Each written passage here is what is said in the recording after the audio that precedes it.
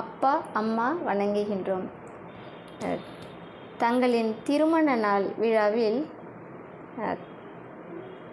வாழ்த்துக்கள் கூற வயதில்லை அப்பா அம்மா, ஆகையால் தங்களை என் குடும்பத்தோடு வணங்குகின்றோம்.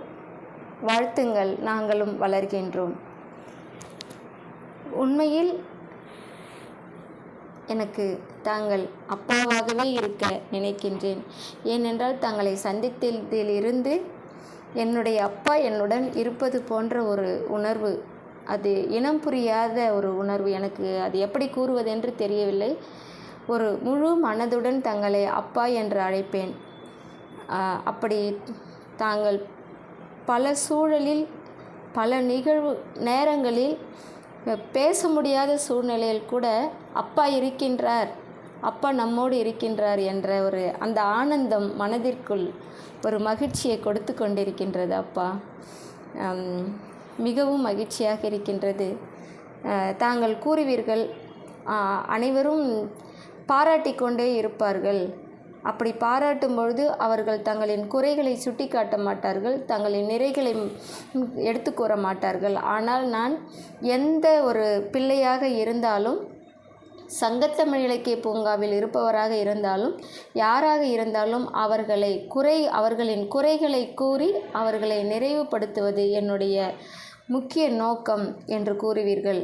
தங்களிடம் தொலைபேசியில் அழைத்தால் 1 மணி நேரம் அல்ல, பேசிக்கொண்டே இருக்கலாம் போன்று தோன்றும். ஏனென்றால் பேசும் ஒவ்வொரு செயலும் எங்களுக்கு ஒரு சிறந்த ஒரு பாடத்தை கற்றுக் கொடுத்து கொண்டே இருப்பீர்கள்.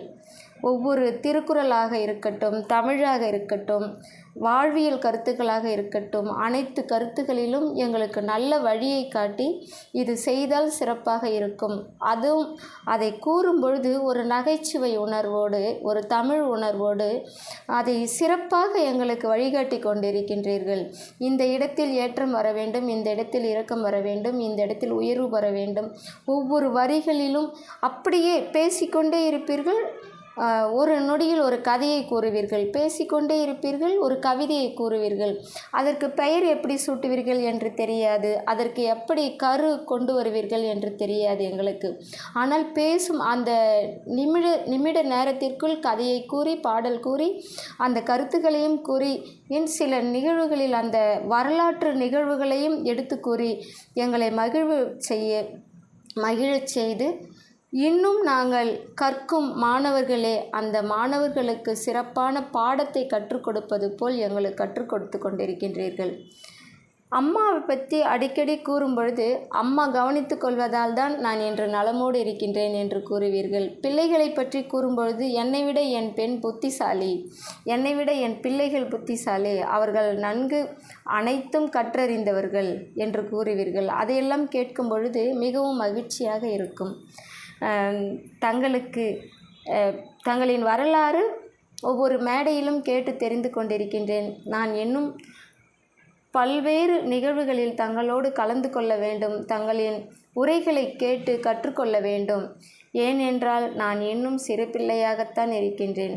உங்களின் கருத்துக்களையும் அந்த உரையாடல்களையும், திருக்குறள் மேல் தாங்கள் கொண்ட பற்றுகளையும், பாரதிதாசன் மேல் தாங்கள் வைத்துள்ள அந்த மிகப்பெரிய அந்த உயர்வான சிந்தனையையும் மரியாதையையும், பாரதியாரின் ஒவ்வொருவருக்கும் 100 ஆண்டு விழா எடுக்கின்றீர்கள். எப்படி 100 ஆண்டு விழா செய்ய முடிகிறது என்றால், உங்களின் துள்ளலான அந்த இளமை வேகமே இவ்வாறு செய்ய வைக்கின்றது.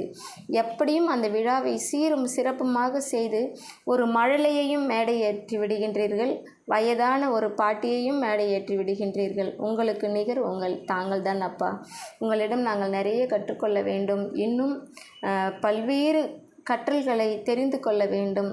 பேசிக்கொண்டே இருந்தால் உங்களிடம் கற்றுக்கொள்ளும் விடயங்கள் அதிகமாக இருக்கும். இந்த நல்ல நாளில் உங்களை வணங்கி நாங்கள் ஆசீர்வாதம் பெற்றுக்கொள்கிறோம். நீலகண்ட தமிழ் மாமணியே, நீடு வாழ வேண்டுகின்றோம். மல்லிகையின் மனதுடனே மகிழ்ந்து வாழ வேண்டுகின்றோம். செல்ல பிள்ளை சிறப்புகளால் சீர்பெற்று மகிழ வேண்டும். எத்தனை நாடுகள் எத்தனை உறவுகள் உள்ளம் மகிழ உயர்த்திய உவகை செய்திடும். காலம் பல வரலாறு கடமை பல செய்திடும் செந்தமிழை சிறப்பாக செகம் போற்ற செய்திடும் கற்றலிலும் கற்பித்தலிலும் கனிவோடு கற்றுத்தரும் எங்கள் தந்தையே, அன்பிற்கினிய அப்பா, சிறப்பான வழிகாட்டல் சீரான வழிகூறல் இவரின் மகளாக இருப்பதில் பெருமகிழ்வு கொள்கின்றேன், பேரின்பம் கொள்கின்றேன், பெருமைகளை சேர்க்கின்றேன். சங்கத்தமிழ் இலக்கிய பூங்காவில் நான் வலம் வரும் நாட்கள் எல்லாம் இவரின் மகளாக வலம் வர வேண்டும். சங்கத்தமிழ் இலக்கிய பூங்காவில் சாதிக்கும் ஒவ்வொரு பரிசுகளும் இவர் கரங்களிலால் நான் பெற வேண்டும். பல நாடுகளின் விருதுகளை பெற்றுக் கொடுத்த பாசமிகு என் அப்பா, இந்த மகளுக்கு இத்தனை நாடுகளின் பரிசுகளை பெற்றுக் கொடுத்திருக்கிறீர்கள். அப்பொழுது தாங்கள் எத்தனை நாடுகளின் பரிசுகளை பெற்றிருப்பீர்கள் என்று நினைக்கும் பொழுதே ஆச்சரியமாக இருக்கின்றது. ஓடிக்கொண்டே இருக்கின்றீர்கள். தாங்கள் ஒவ்வொரு நடையும் வேகமாக நடக்க வேண்டும்.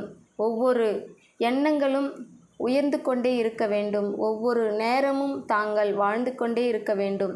இனி வரும் காலம் அனைத்தும் தாங்கள் நலத்துடனும் வளத்துடனும் அன்னையின் கரங்களை பிடித்து காதல் கொண்டு மகிழ்ச்சியோடு வாழ வேண்டும். அவர்கள் தங்களோடு எந்நாளும் இணைபிரியா உறவாக வாழ வேண்டும். பிள்ளைகளுக்கு எப்பொழுதும் தாங்கள் உறுதுணையாக இருக்க வேண்டும் என்று எல்லாம் வல்ல இறைவனை வேண்டி வணங்குகின்றேன். அப்பா, தங்கள் எங்களை ஆசீர்வதிங்கள், நாங்கள் நலமுடன் வாழ. உங்கள் பிள்ளை, கள்ளக்குறிச்சியிலிருந்து இரா வாசுகி பொன்னரசு.